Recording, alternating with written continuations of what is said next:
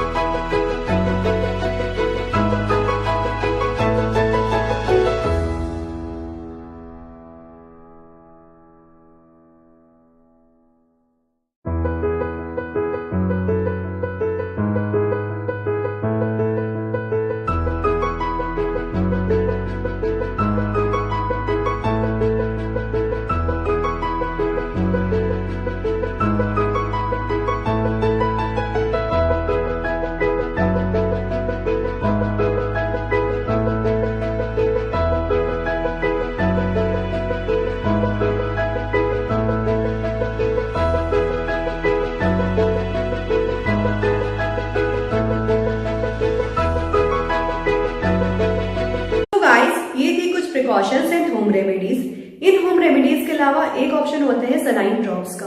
Saline drops को आप घर पे बना सकते हैं, लेकिन आई विल सजेस्ट कि आप उसे मेडिकल स्टोर से खरीदें और अपने डॉक्टर के कहने के अकॉर्डिंग ही यूज करें। आज के वीडियो में शेयर करा 0 to 6 मंथ तक के बच्चों के लिए। नेक्स्ट वीडियो में शेयर करूंगी जिन बच्चों की एज 6 मंथ से अबव है। सो गाइज, अगर आपको मेरी वीडियो यूजफुल लगी हो तो उसे लाइक करिए, शेयर करिए, उसमें कॉमेंट करिए। इससे मुझे पता लगता है कि आपको मेरी वीडियो पसंद आ रही है। अगर आपने मेरे चैनल को सब्सक्राइब नहीं किया है तो मेरे चैनल को अभी सब्सक्राइब करिए। मैं जल्दी ही एक नई वीडियो के साथ आऊंगी। तब तक के लिए अपना ध्यान रखिए, खुश रहिए, स्वस्थ रहिए and keep smiling always. Bye bye.